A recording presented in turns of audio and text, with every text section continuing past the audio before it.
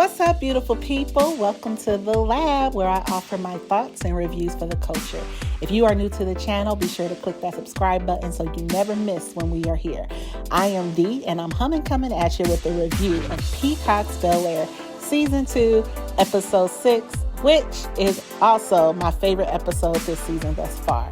This episode is entitled, Let the Best Man Win. All right, beautiful people, as the title of this episode indicates, the theme of this episode is competition. How do we respond to competition? What do we learn about ourselves? What do we learn about our competitor? When is competition healthy? When is it toxic? Because it gets toxic. Keep this in mind as we review this episode. What you will learn about me is that I love the Bernie Mac show. What does that have to do with Bel Air? This episode of Bel Air reminds me of the family reunion episode on the Bernie Mac show. If you watched it, if you haven't, go back, watch that episode. And as I was watching Bel Air, I did not want the episode to end. I felt like I was a participant in the family reunion as an audience member. I felt that this episode was done so well.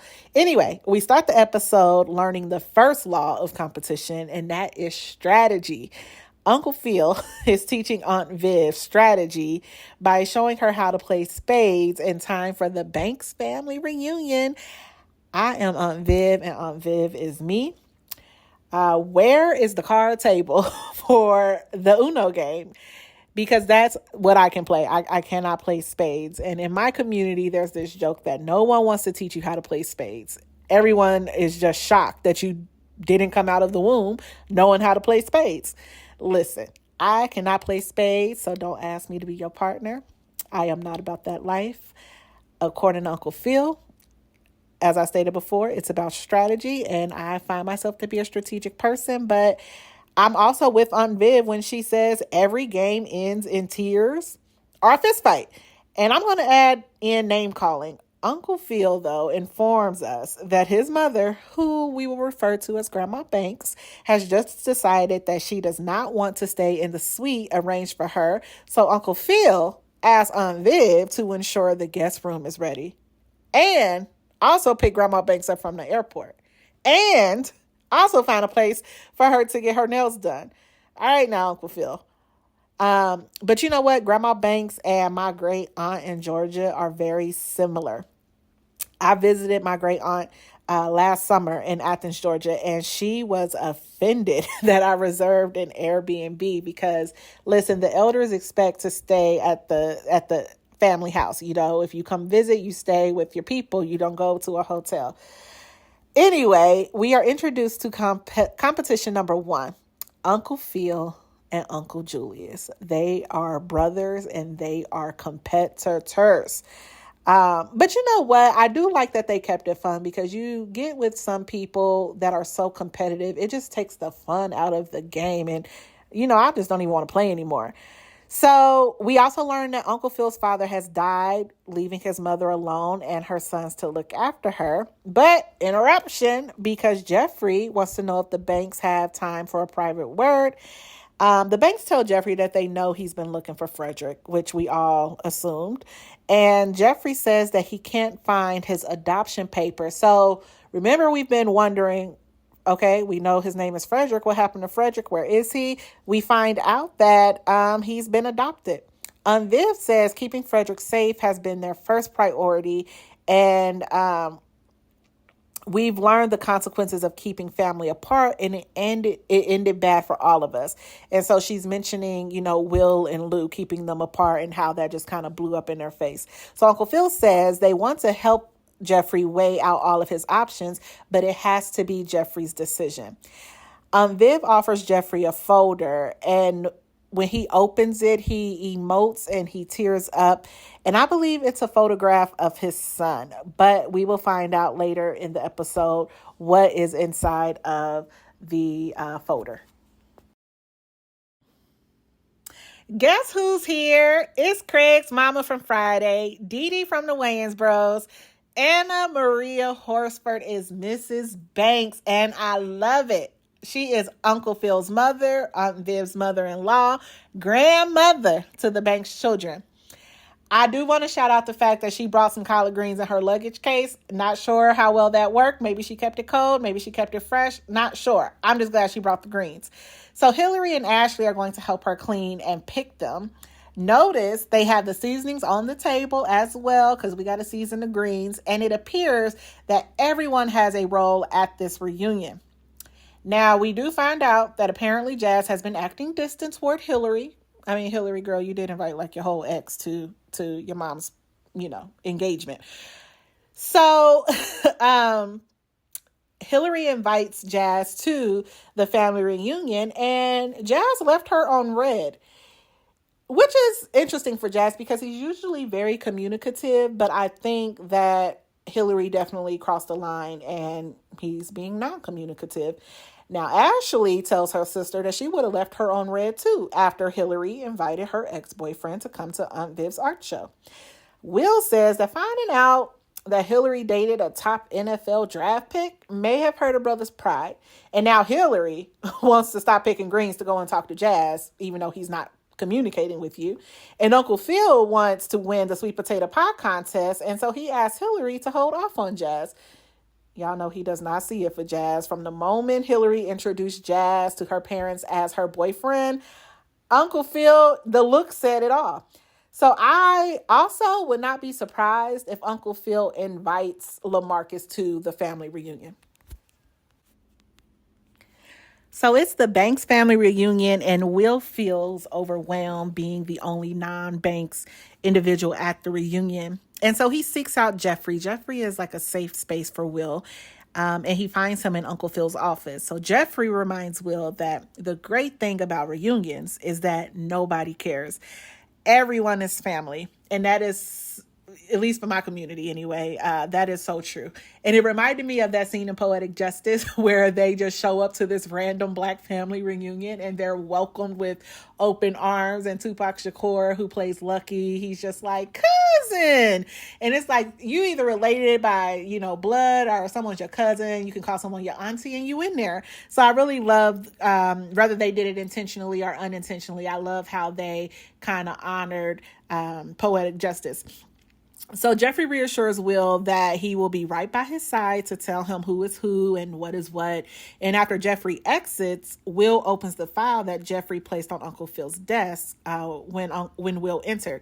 And we see a photo, which I knew that's what it was when we were in the scene with Aunt Viv, Uncle Phil, and Jeffrey. But we see that there's a photo of who we can assume is Frederick. I totally imagined in previous episodes that Frederick was like a kid, like maybe 4th or 5th grade. But he appears to be Will's age. He's handsome. He's smiling. He has on a backpack. And Will is astounded when Carlton tells him that Jeffrey is a dad. Carlton says it's one of those things that no one really talks about. It's complicated. Will wants to know more, of course. And I think that the Banks family reunion is going to set the perfect introduction to Jeffrey reuniting with his son, Frederick. Now, as I stated, Grandma Banks is here. And before everyone else touches down to Bel Air, we have missed calls from Erica Baker. So Uncle Phil left his ringing phone in the bedroom, and Aunt Viv would like to know why he is receiving calls from Erica Baker. Y'all remember Erica Baker from last episode, Olivia Pope 2.0. So recall in the previous episode that Uncle Phil said he would not tell Aunt Viv about joining Erica's firm until there was something to tell.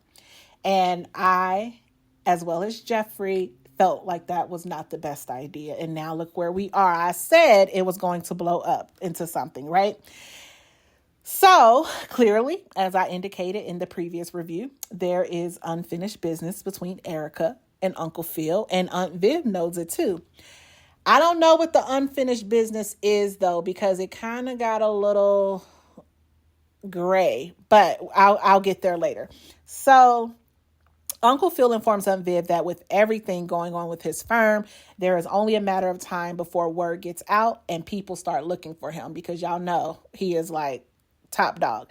So Erica's working in LA and she wants him to consider an offer with her firm. And Aunt Viv is not pleased. She gave him that look that I gave to the screen, okay?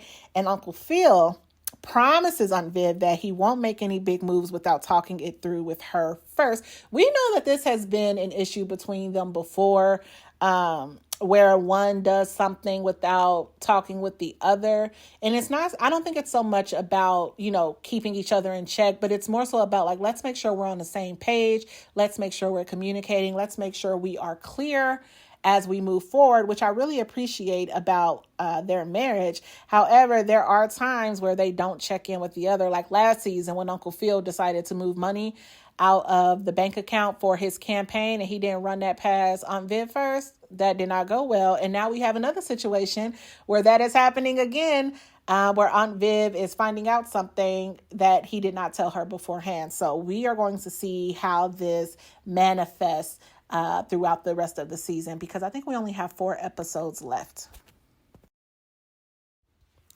Guess who's here? Drayton from How to Be a Player, Hollywood from Love Jones. Bill Belamy is Uncle Phil's big brother, Julius, and he walks in with this trophy. He also has a son named Kyle, and Kyle is just so sure that the flag football trophy will be going home to North Carolina. However, Carlton is confident the trophy will stay here in LA. And what does cousin Kyle have in the bag that he's holding on both shoulders? Family reunion t-shirts. So Uncle Julius is a car salesman, right? And he makes no qualms about emblazoning his business on the family reunion t-shirts. So cousin Kyle and Carlton both play lacrosse, and unfortunately both feel an immense pressure to excel and to live up to the expectations of their father. And we are going to see how that manifests throughout the episode. We also get to meet Uncle Earl, who is the oldest living uncle in the Banks family, and grumpy. But Hillary reassures Ashley that Uncle Earl is like that with everybody. And, that's sometimes how we have to take our elders in the family. They've lived a long life. They have sacrificed. They've seen so much, and they have earned the right, I guess, to be grumpy. But he has a lot of stories, and I have a feeling we will be hearing from him more later. Okay, so we are sitting at a table with Uncle Julius, Uncle Phil, Carlton, Will, and cousin Kyle, and we are in the midst of a very passionate game. A game that I also do not know how to play, but a very passionate game for the culture, and that is dominoes. Okay, no, I do not know how to play. Please direct me to the Uno table. I can play King's Corner. I can play Speed. Okay, I declare war. I just do not get involved with the spades and the dominoes of it all. However, it is at this table and playing this game that we find out Uncle Julius created the largest network of Black-owned dealerships in his 20. Quite the accomplishment. And of course, Will is sucked in by that. He is sucked in by, or rather, he is pulled in by Uncle Julius the way he gets pulled in by a pimp named Doc. But anyway, Will wonders if Uncle Julius went to business school to accomplish such a feat. And Uncle Julius says, college and fancy degrees, it's Phil's lane. And I got a hint of not necessarily resentment, but more so that Uncle Julius counted himself out. Because he did not feel that he could rise to the occasion in the way that his younger brother could.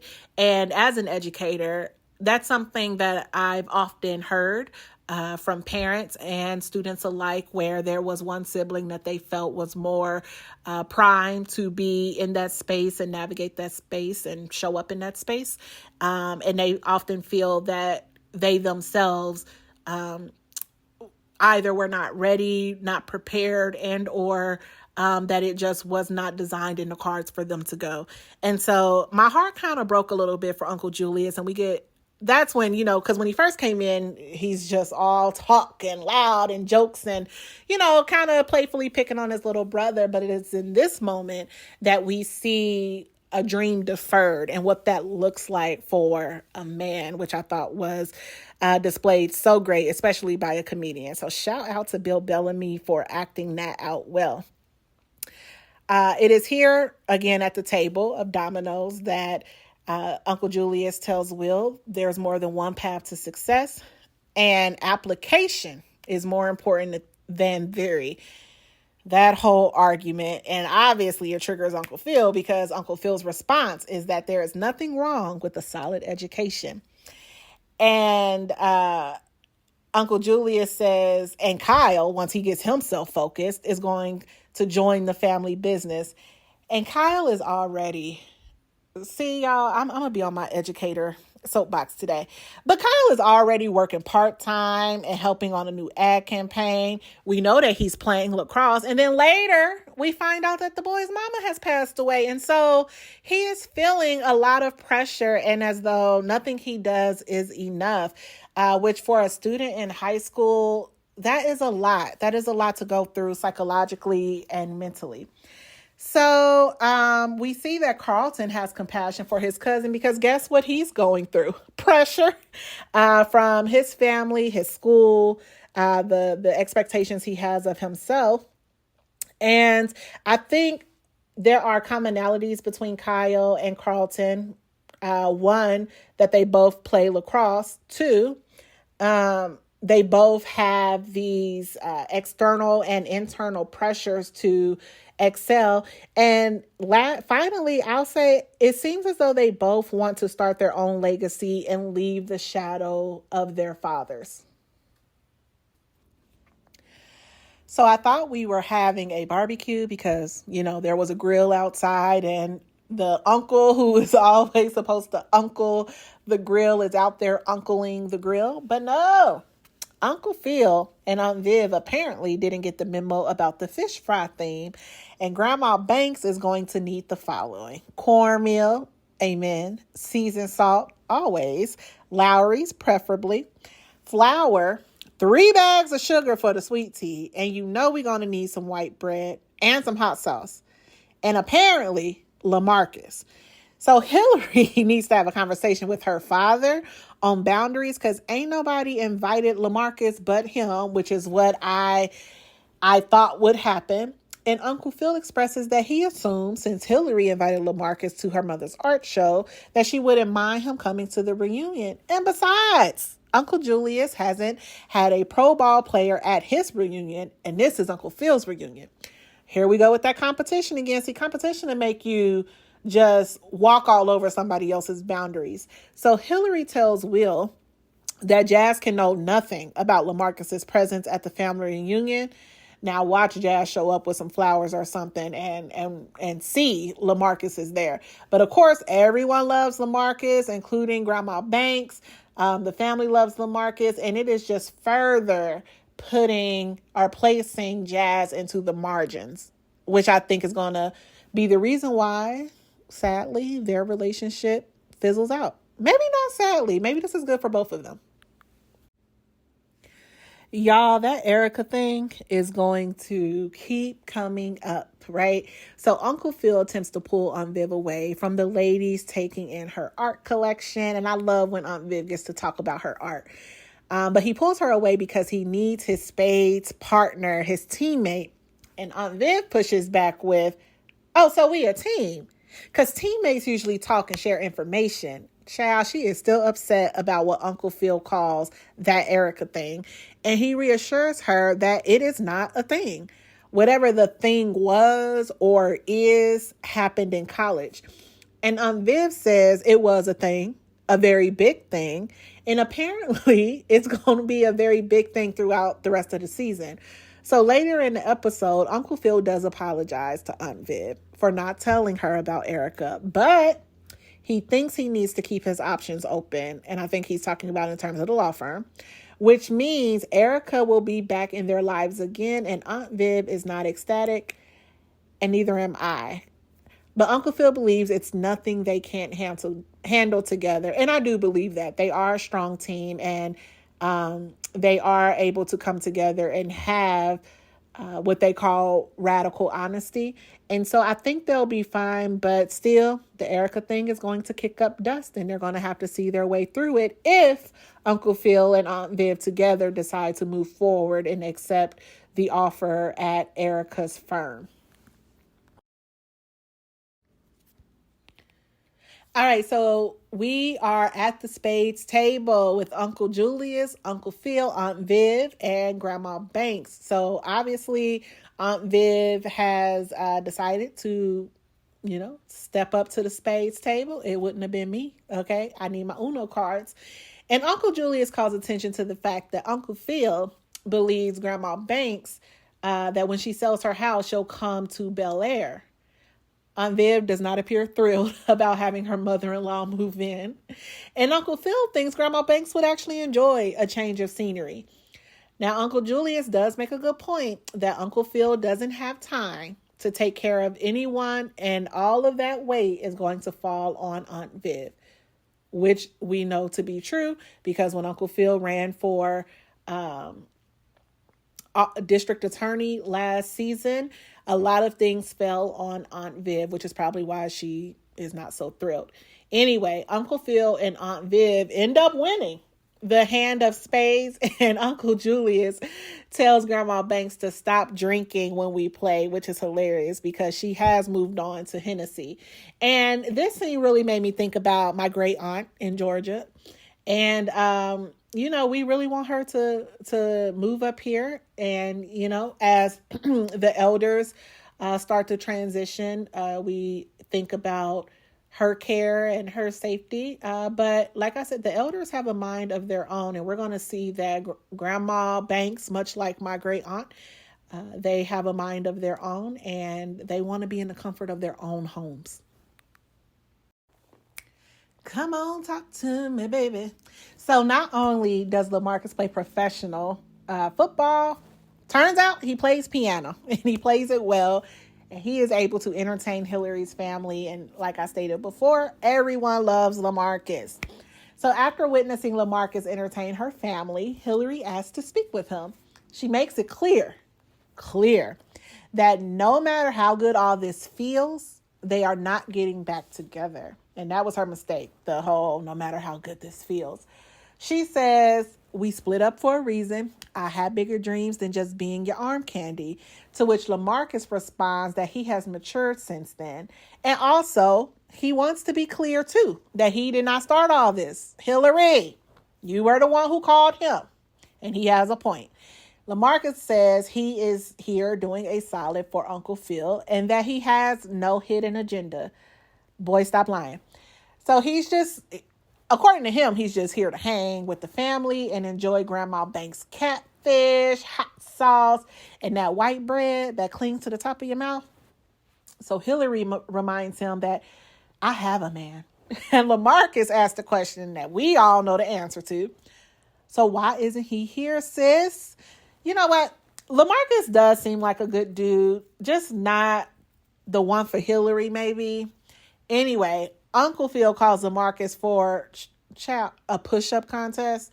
And I have a feeling that things are not settled between Hillary and LaMarcus. And it is almost time for the anonymously judged pie contest. This is one of my favorite parts of the episode.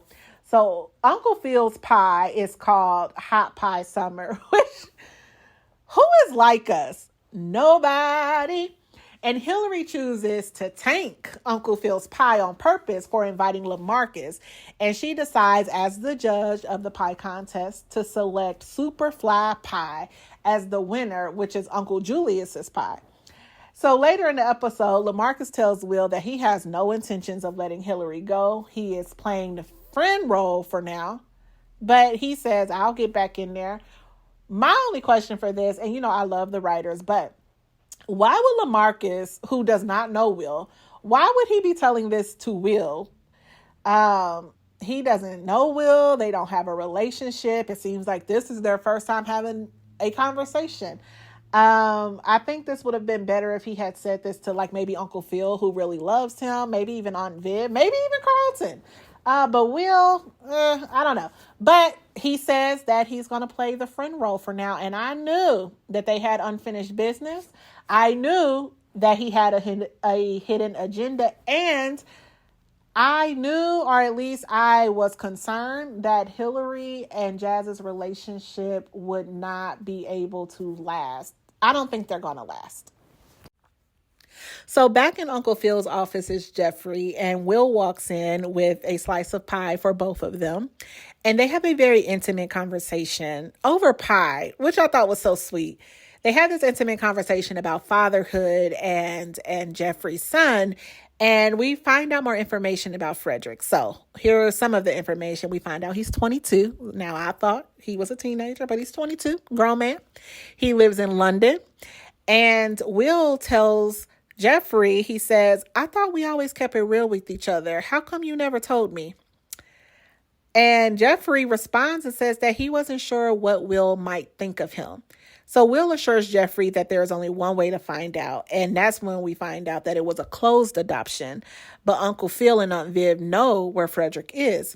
So Jeffrey asked Uncle Phil to keep tabs on Frederick so that Jeffrey could know how he's being raised and if he's happy. Jeffrey also asked Uncle Phil not to disclose the details of his whereabouts, maybe because Jeffrey knew that if he had information on his whereabouts that, he would go and see his son. And for whatever reason, he felt that that was not the best thing for him to do. And we find out, however, that we know why he has kept his distance and why he did not want to know about the location. So apparently Jeffrey used to run with a gang that made him believe hustling was the only way to succeed. And that's like a throwback to the dominoes conversation, right? When Uncle Julius was saying there's more than one path to success. Anyway, back to Uncle Phil's office. So Jeffrey had to cut off all contact with his family or they might be in danger. So I'm like, Jeffrey, what were you over in London doing with the gang? So Jeffrey ended up coming to the States. He started this whole new life, and Frederick's mother couldn't handle it alone, so she gave him up, which I am sure is a difficult decision to make. And it is one that I think she probably thought about long and hard. Jeffrey feels that disrupting Frederick's life now seems selfish and unfair. And Will believes, this was the touching part, Will believes that Frederick would love to hear the real story, not just the one he's making up in his head. And I can relate to that because I often make up stories in my head about, what my biological father looks like, what he sounds like, what is his character like. All of those things. You do make up these stories. And so here we see that Will is also reflecting on his own father, his father's reason for leaving and the disappointment that followed in meeting him. And Will feels that Frederick will see that what a good dude Jeffrey is. And this part just warmed my heart. He said any son would be proud to call his dad. And I was just like, oh, Will, you can tell that Will wants that. He's searching for that. And it's like he has Uncle Phil, but Uncle Phil's not his dad. He has Doc, but Doc's not his dad. He has Jeffrey, but Jeffrey's not his dad. And so he's very disappointed in who his biological father is. Speaking of which, I watched the stand-up with Marlon Wayans, and y'all know Marlon Wayans played the role of Will's father, Lou. And the way Marlon Wayans went in on Jada, Chris, and Will, are we going to see him in any future Bel Air episodes? Because can you come back from some of the things that he said? I don't know. Are they going to write him out? Did he just have one episode in the series? We will see. But shout out to Will. Will is able to have conversations with adults. And I love that the adults very much take in what the children and the teenagers say, and they don't just dismiss them. I love that the Banks family opens up this safe space to be able to have challenging conversations. All right, so we find out why Uncle Phil invites LaMarcus. One, to show off the professional football player. But two, apparently LaMarcus is Uncle Phil's secret weapon for winning the flag football competition because, in Uncle Phil's words, this is his reunion, not Julius's. So Uncle Phil informs Carlton that, LaMarcus will be joining their team, and Carlton internalizes this as Uncle Phil's lack of confidence in his capabilities to compete or be victorious. And he first feels this with Will, because earlier in the episode, Will enters Carlton's room and Will informs Carlton that everyone is worried about him, especially after the protest. Will reveals that Uncle Phil thinks the two of them competing against each other could be triggering for Carlton. And Carlton's response is, oh, right, because with you in the race, there's no possible way I could stand a chance of winning. Carlton, nobody said all that, but I see how he feels that way. And so, now that his father is bringing in LaMarcus, it's just kind of like a double whammy in one day. First, it's with Will. Now it's with LaMarcus. So Carlton and cousin Kyle lament over their respective fathers' approach to fathering. And both feel that they're never good enough for their fathers. Kyle tells Carlton, though, at least with LaMarcus on the team, you're going to win the game. It'll make your dad happy. I'll just get another speech about being a weak POS. It's fine. I'm used to it. And that broke my heart, because let me get back on my teacher soapbox. Do you know how many young men, young women too, young ladies too, but how many young men, young male students I've had to comfort because, their parents have ripped into them? Or what I will say is it's very important to speak life into your children, right? Because then you'll have situations like this where Kyle, he's internalizing so much of the words that his father says to him. And now look what he's telling his cousin. At least, you'll please your dad because my dad thinks I'm a POS. What kid wants to walk around feeling as though their parents don't believe in them? They don't root for them. They don't cheer for them. They just pick out the parts of their child that they want to change or that they don't favor. It's so we got to do better. So anyway, both cousins, both young men decide to use a video game as a solve on their internal wounds. At the game, it is 28-21, and Uncle Julius's team is winning, which is good for Kyle, right? Because Kyle does not want to be called a POS. However, you see Uncle Julius is hard on Kyle, like in front of everybody too. That is so embarrassing. And Uncle Phil is positively engaging his teammates and, until they lost. Carlton sacrifices the win for his cousin, which is why I love Carlton. He's not a villain to me, but he sacrifices the win for his cousin because he knows that his cousin could use this, and he wants to help his cousin avoid what could be a potential blow up between the cousin and Uncle Julius. So it seems like dealing with Uncle Phil is easier than Kyle dealing with Uncle Julius. And for me, this shows that Carlton truly puts family before winning, and Uncle Phil recognizes this, and this is going to come up later in the episode. All right, so we are done with flag football. Uncle Julius and cousin Kyle have won. They share an embrace. All is good in the hood. And we finally get a story about Uncle Earl, who is the oldest living uncle in the Banks family. So we find out that Uncle Earl served in World War II. He is a retired lieutenant colonel and the 332nd Fighter Group. They called them the Red Tails, and he's a Tuskegee Airman. By the way, I had the opportunity to meet 3 Tuskegee Airmen who visited my middle school, and they were so nice. And the sacrifices they made, the groundwork that they laid for us is just dope. So Uncle Earl tells Ashley, I didn't die for this country, but I sure as hell fought for it. Later in the episode, the Banks family starts a new family tradition of honoring family, recognizing the heroes in their lineage. And to thank him for his service, Uncle Julius, Uncle Phil, and Ashley hand Uncle Earl the flag football trophy. Love that tradition. And, we need to get back to doing more traditions in the family, because Sunday dinner used to be a tradition. We need to get back on that. But if we have family reunions, I would love to do a tradition. Anyway, also, Grandma Banks thanks Aunt Viv and tells her she did a good job. She says, this was a good day. Thank you, Viv.